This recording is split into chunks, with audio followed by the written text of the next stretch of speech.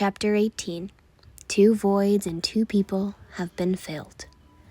The next morning, Yin woke up with a swollen face, her head pounding and throbbing with pain.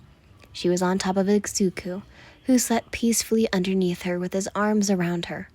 They were laying in the same spot from last night. She must have passed out after crying, and he passed out from, the alcohol. She sat up tiredly, quietly leaving the bedroom to wash up in the bathroom. She changed into her running clothes, still thrilling to her normal routine despite the rough night. When she walked back into the bedroom to receive her cell phone, Izuku had woken up, stretching as he sat up on the bed. He looked at her with narrow eyes, his mind still on autopilot. Are you going for your run? She froze stiff in the hallway. Her gaze darted to the floor, a knot forming in her stomach. Izuku hummed, dazed and confused as he watched her body shift uncomfortably. I see. She probably feels awkward after last night. I'll join you. What? On my run? Yeah, is that okay? You don't have to. I'm running to the farmer's market today for the Saturday deals.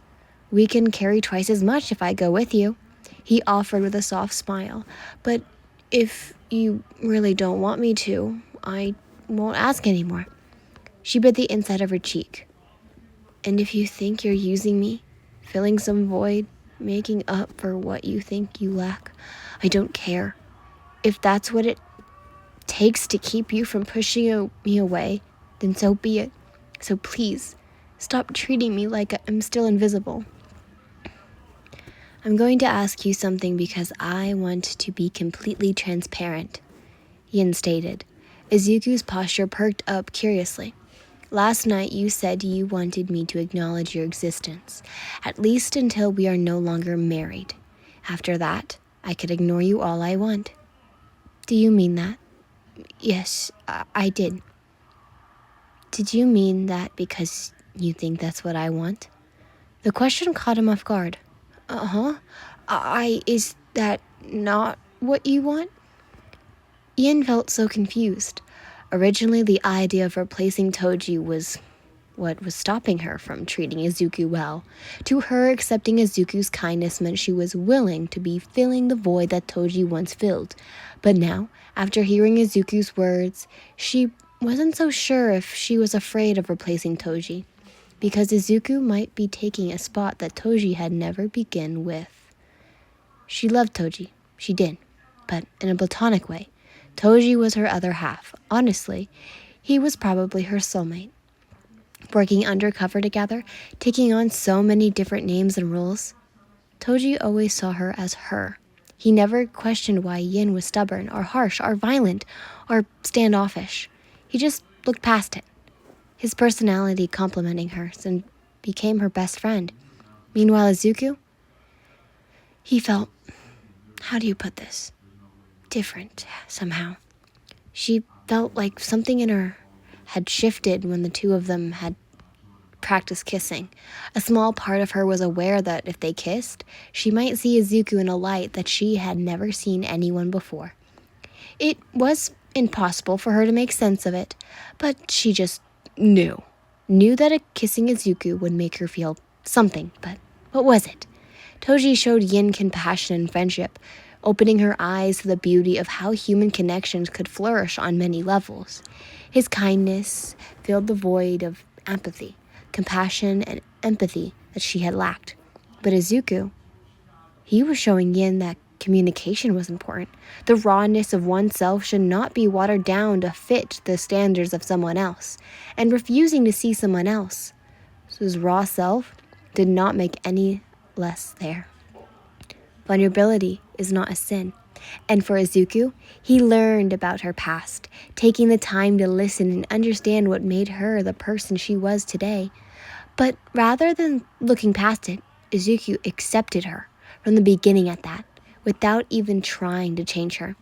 Izuku's kindness had the potential to fill the void of acceptance, love, and intimacy. Let's go for a run, she said quietly, turning out of the room and vanishing into the hallway.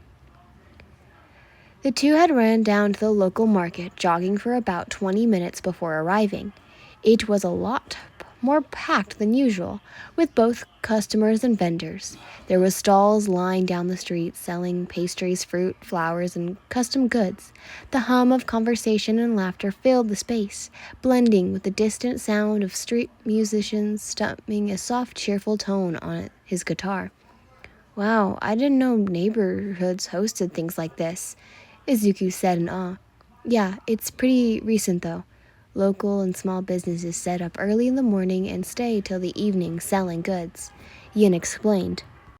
She then suddenly stopped, mid-step, her eyes locking onto a colorful dessert stand. Izuku walked a few steps ahead before realizing she was no longer by his side. When he turned around, he saw her transfixed on the vendor's table, a feast for eyes lined with cakes, cookies, pastries, and delicate loaves of bread. She joined her at her side again, smiling. Do you want something from there? What? No. You're drooling. Am I? She gasped, slapping her hand over her mouth. I'm kidding. She shot him a glare, only making him chuckle. Do you have a sweet tooth? I suppose you could call it that. It's fine. Izu is paying for our groceries and only gave me a certain amount of cash. I don't want to buy something for myself that's selfish. Then I'll buy it for you. Izuku pulled out his wallet, walking closer to the stand. Yin gently pinched the back of his shirt, pulling him back towards her. Hold on, don't do that. He looked down at her for a second and her heart skipped a beat. You're the least selfish person I know. Uh-huh. You keep calling yourself selfish. You did the same thing last night. Well, if you're really afraid of being selfish, you don't have to be when I'm around. He grinned softly. If there's something that you want, be as selfish as you want. Because I know our definition of the word is different. His warm green eyes met hers. His freckles stood out against the sun-kissed skin, and the wind polished his unruly curls. The kindness in his expression was so effortless, so natural, it made her breath catch in her throat. To Yin, selfishness was always been a dirty word, something to be ashamed of. She was selfish, using people's kindness to fill something missing to her. She was selfish, causing someone to spare her life at the expense of their own. She was selfish for wanting to cry in his arms last night. But when Izuku said it like that, when he looked at her like this, it doesn't feel like a bad thing at all. Selfishness felt like being seen, like someone understanding the parts of her that others would judge, like acceptance, without her needing to explain or justify the mess inside of her. Why did it seem like every little thing she said or did was worth his attention? Why did she want to collapse into him and hug him so tightly as she could? Why would her fingers itch to hold his face and stare into those eyes until the image of them were burned into the memory forever? Wait. Oh no. He's already filled the void before you could stop him. She craved his presence, and the fear of allowing his kindness no longer frightening her. Izuku slipped from her grasp in a small grin that turned back to the vendor. After a brief exchange, the baker handed him a beautifully wrapped loaf of melon bread. Izuku handed the dessert to Yin. Here you go. Her eyes twinkled, though her face remained flat. Go on, you can eat it. Izuku laughed. While she enjoyed her treat, they stopped by other vendors to pick up groceries. Roaming for an hour, they finished all of their stops and headed back home. Later in the afternoon, Yin took a nap in the living room, still emotionally exhausted from last night before. And Atsura had gone out with his parents for lunch, leaving Izuku alone in the house with her. He saw her napping when he came downstairs after a shower. She laid on the sofa, her hands acting as a makeshift pillow and her knees brought up to her chest. He watched her for a moment, his heart giving a slow, unfamiliar thud before he could dwell on it longer. He walked back upstairs. When he returned, he held a blanket wrapped in his arms, and he gently walked over to her, draping the fluffy throw across her body to keep her warm. His fingers brushed against her arm for a brief second, and even that gentle touch had sent a quiet rush through him. He pulled back quickly, watching her shift a little beneath the blanket, but not awake. For a second, he stood there, watching the way the afternoon light softened her features. Stop acting like I'm some illusion in your life. It hurts more than I can explain. I can't believe I admitted that. I'm surprised that even how I felt.